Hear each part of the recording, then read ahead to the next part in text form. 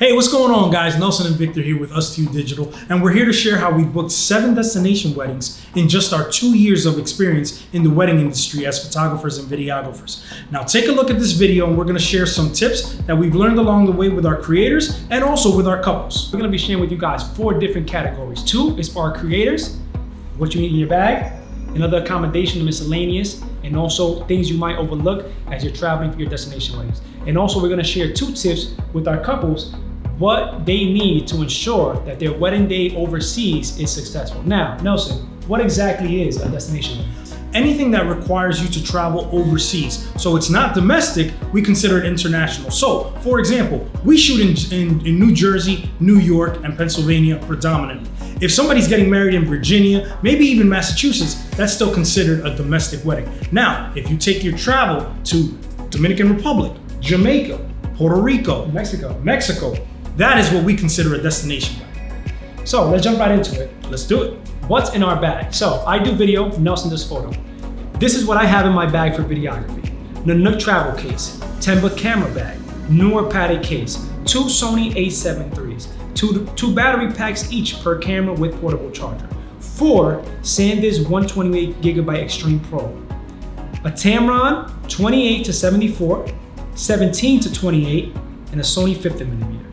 DJI Mavic Pro Platinum drone with battery pack, variable ND filters and UV filters, a DJI Ronin S with dual handle grips, Benro tripod, Sony digital voice recorder with lavalier mic, Zoom H6 with XLR 1/4 and aux cable adapters, Rode Mic Pro Plus, gaff tape, bongo ties, 3 Neewer light stands, 3 Neewer sandbags, 3 Viltrox LED lights, 6 MP F550 batteries with charger, and as a bonus, you can bring your laptop to upload your footage or purchase a NAR box to upload your footage as well. And last but not least, comfortable clothes and comfortable sneakers. As a photographer, the most important thing to capturing your moments or your couple's moments is making sure you bring the right equipment. Now, when we say we bring the right equipment, Victor just shared everything he brings for videography.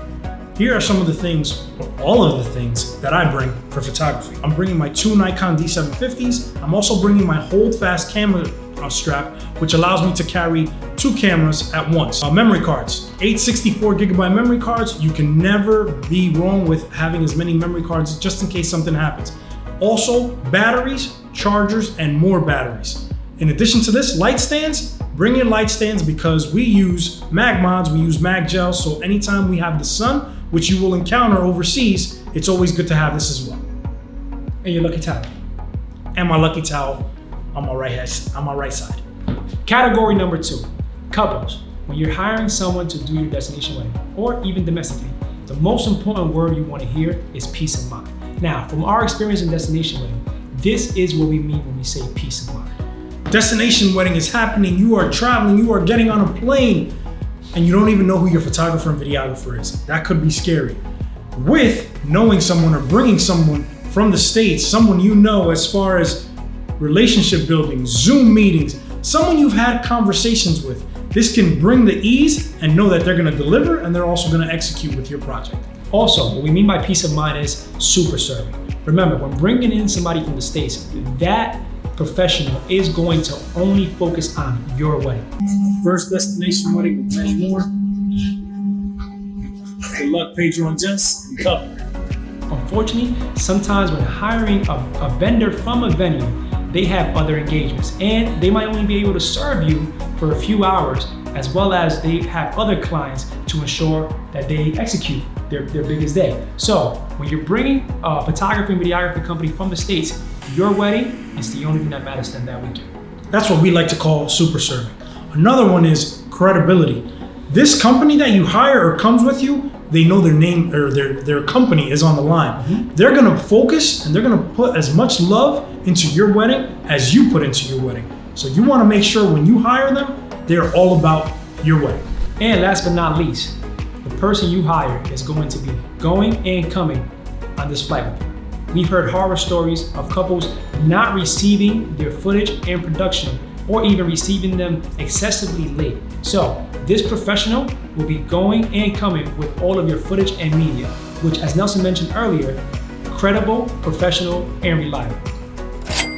Category 3, things you may overlook when traveling overseas to a destination wedding. Your travel case. Your travel case is carrying your cameras, your batteries, your chargers, your laptops. You want to make sure your entire business. You want to make sure that they are safe and they are sound. Another thing is we use Nanook cases, Nanook 935, which we carry over the plane as opposed to under.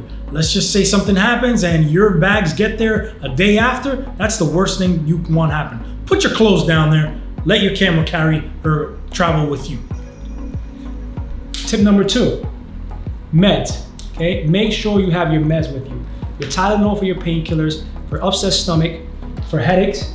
Okay, anything that might cause a turbulence or a distraction to pretty much a medical setback. So meds. Always have that, whether it's in your bag, and I recommend you carry it with you the day of the wedding, just in case you're feeling a little sick or a little ill.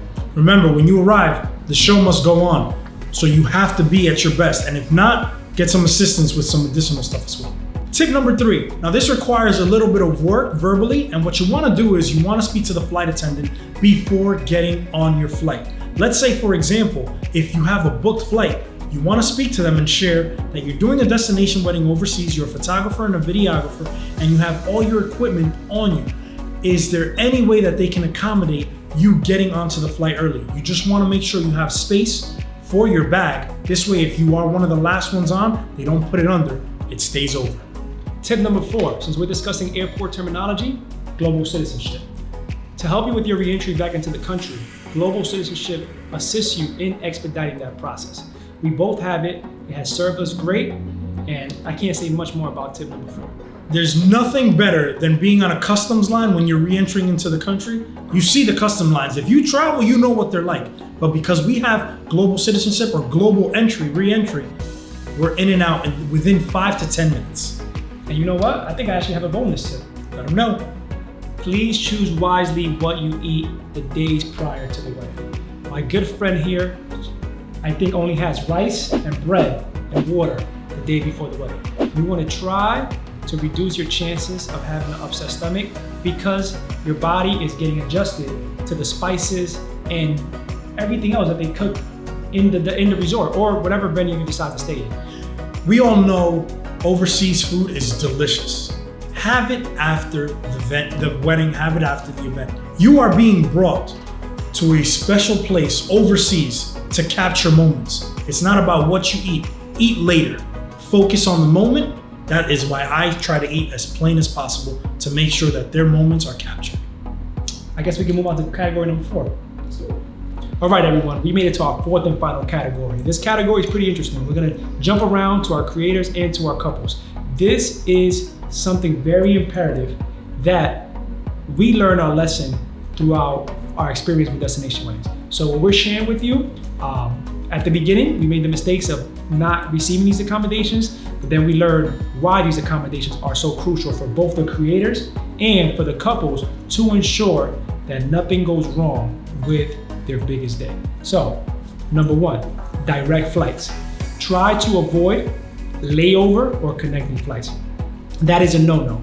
That leaves more chances and more rooms for your luggages being lost or misplaced and damaged. Number 2, make sure you have insurance. You want to have insurance not only on the equipment, but bride and groom, your wedding dress, your suit, your outfits. These things are essential. You need them.